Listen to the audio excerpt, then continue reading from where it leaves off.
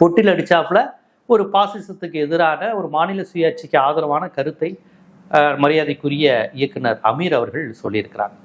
இப்ப இந்த கருத்துல அவங்க தொடர்ந்து கேட்கிறாங்க, சார் ஒரு மாற்றம் வரணும்னு எல்லாரும் எதிர்பார்க்கறாங்க, இளைஞர்கள்லாம் மாற்றம் வரணும்னு தான் ஓட்டு போட்டாங்க அப்படின்னு ஒரு கருத்து சொல்லப்படுதுன்னு அவர் சொல்றப்ப அவர் அழகா சொன்னாரு, மாற்றம்லாம் ஒரு மண்ணும் தேவையில்லை.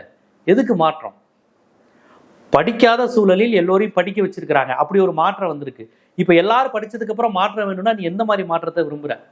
பெண்களுக்கு வாக்குரிமை இல்லை, ஆண்களுக்கும் வாக்குரிமை இல்லை, யாருக்குமே வாக்குரிமை இல்லாதப்போ வாக்குரிமையை கொடுத்த ஒரு இயக்கம் இங்க இருக்கு, வாக்குரிமை தந்த ஒரு அமைப்பு இருக்கு. ஏற்கனவே பல்வேறு அடிப்படைவாத, பிற்போக்கு, சாதிய, மதவாத மனநிலையில் இருந்து சமூக புரட்சிகர மாற்றத்தை தமிழ்நாடு நிகழ்த்தி இருக்கிறது.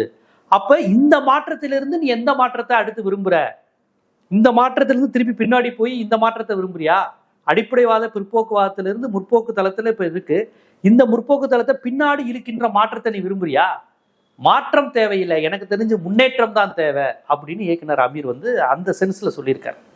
அப்போ மாற்றம் தேவையில்லை, முன்னேற்றம் தேவை அப்படின்னா அவர் வந்து அதை பதிவு செய்யறார். ப்ராக்ரஸை விட்டுறாத, எனக்கு ஒருத்தவங்களை பார்த்து பார்த்து பழகி போச்சு அப்படிங்கிறதுக்காகலாம் மாற்ற முடியாது. இதை மாற்றினா என்ன நடக்கும், மாற்றலைன்னா என்ன நடக்கும், அதனுடைய விளைவுகள் என்னங்கிறத அரசியல், சமூக, பொருளாதார காரணிகளை கொண்டு ஆய்வு செய்யணும் அப்படிங்கிற அந்த அரசியலின் அடிப்படையில் அவர் அந்த கருத்தை சொல்லியிருக்காரு அப்படின்னு நான் நினைக்கிறேன். அது மட்டும் இல்லை, அவர் இன்னொரு கருத்தையும் பதிவு செய்திருக்கிறார். ஒருத்தரை எனக்கு பிடிக்கும்ட்டு ஓட்டு போடாதீங்க, அது யாரா வேணாலும் இருக்கலாம், எனக்கு பிடித்த நடிகராக இருக்கலாம், எங்கள் அம்மாவாக இருக்கலாம், எங்கள் அண்ணனாக இருக்கலாம், எனக்கு வேண்டப்பட்டவராக இருக்கலாம், என்னுடைய உறவினராக இருக்கலாம், எனக்கு பிடிச்சிருக்குன்னு வாக்களிக்காதீங்க. எனக்கோ இப்போ எனக்கு யாரையெல்லாம் எனக்கு ஒரு பொம்மை பிடிக்கும், நாய்க்குட்டி பிடிக்கும், இதையெல்லாம் பிடிச்சவங்க லிஸ்ட்டில் வச்சுக்கலாம். பொம்மை, சாக்லேட்டு, ஐஸ்கிரீமு, நாய்க்குட்டி, இதெல்லாம் எதுனா எனக்கு பிடித்த லிஸ்ட்டு.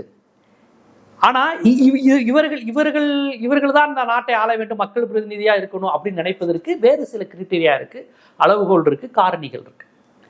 நமக்கு பிடிச்சவங்களுக்கு வாக்களிக்க கூடாது, நாட்டுக்கு அவங்க என்ன பலன் தருவாங்க, என்ன கொள்கைகள் இருக்கு, என்ன செயல்பாடுகள் இருக்கு, இதையெல்லாம் பார்க்கணும்னு இருக்க.